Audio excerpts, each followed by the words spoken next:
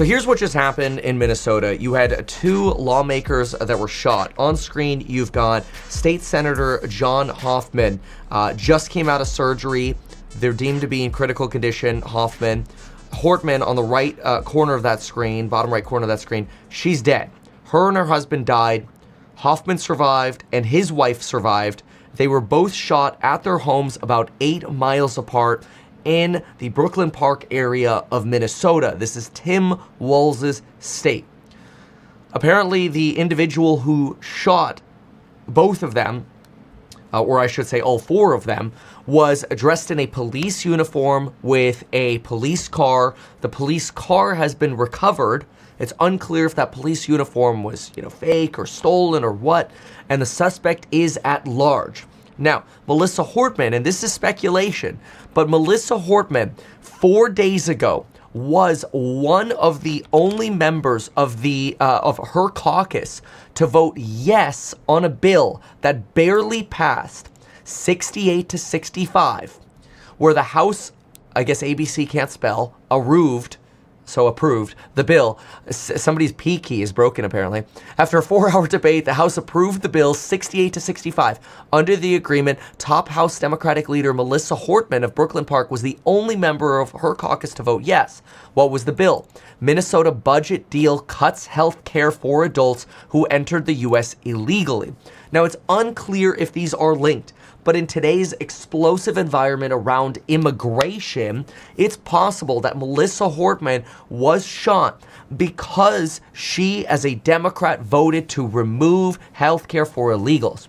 This is a big flashpoint in immigration, obviously, for the nation across the board, especially as Donald Trump is now sending orders to ICE agents that effective today, please hold all work on site enforcement investigations, operations, and agriculture, including aquaculture and meat packing plants, restaurants, and operating hotels, because ICE is basically destroying a hotel's ability to operate, house cleaners, housekeepers, restaurant workers, dishwashers, farm workers, strawberry pickers, blueberry pickers, cabbage pickers, whatever.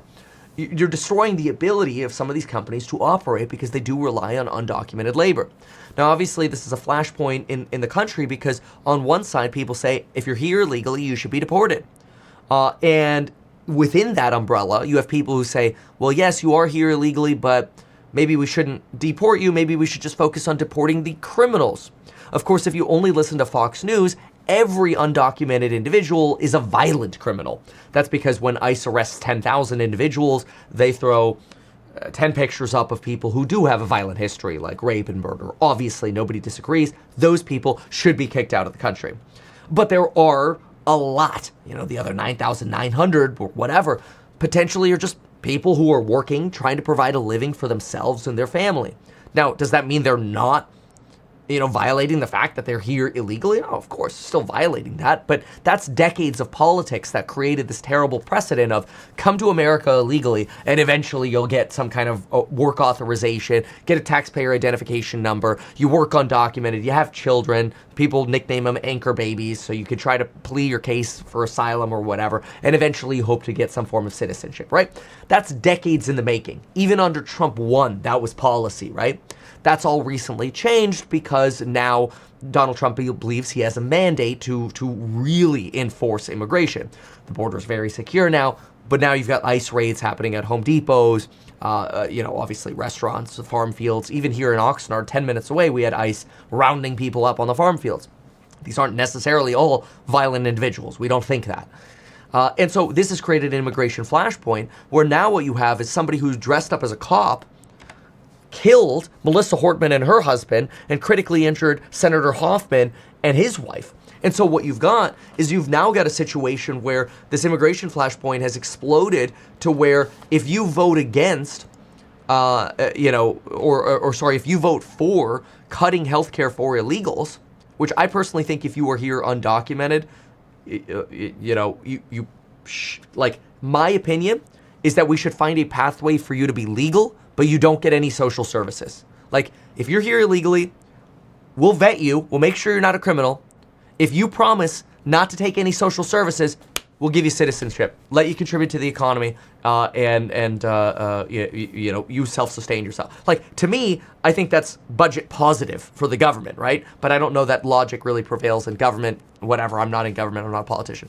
But the point is, this now shows this flashpoint where potentially, this could have been, I think the way some people are going to brand this is, because this person is, armed and on the loose, this could be branded on one side as, here's a crazed individual who is an undocumented immigrant themselves, now killing representatives for stealing, their health care for illegals. Alternatively, some people say this could have been somebody who's not an immigrant, maybe some white dude, people are speculating, who wants to create this flashpoint to make people think that immigrants are so violent that they'll go as far as killing politicians. We don't know because the person's on the loose. So that's what's going on with Minnesota. Hopefully that's a good little summary on what's going on with Minnesota. Obviously, a very crappy situation. In the meantime, we've also been covering some of the latest on what's going on. Also, mind you, on the Minnesota shooting, which Trump has now been briefed on, really important to also mention that the individual was dressed as a law enforcement officer, knocked on the doors of these homes at night, and then when they opened, shot them and ran. The problem with this is it's very important to remember, you do not need to open the door to law enforcement. You do not need to open the door. If somebody claims in the middle of the night that they're an officer and you need to open the door, call the cops yourself. Verify it's legitimate. Call 911, wait for dispatchers to verify that the person at your door demanding entry is legitimate before doing anything. Don't open the door to a firefighter, to a cop, to anyone, especially in the middle of the night, if you have any sort of suspicion at all. Now, this person was in apparently what looked like a cop car, dressed in a cop uniform. Remember, even if somebody says they have a warrant, hey, at that point, you kind of have to balance. All right, well, if they have a warrant to enter legally, you're supposed to let them enter. But I don't know, I might still be calling 911 to verify. Like, hey, send me an email, text me that warrant. I want to see this document before I open the door to anyone. I don't like opening the door. But do keep that in mind. That's something that where this individual clearly stalked these lawmakers before shooting and killing them. Killing two individuals, a representative and her husband, and then critically injuring a state senator in Minnesota and his wife. Really, really terrible. But it is also a learning lesson for everyone broadly. Like, you do not have to open the door when somebody says they're a cop. Keep that in mind. All right, so let's get through some more.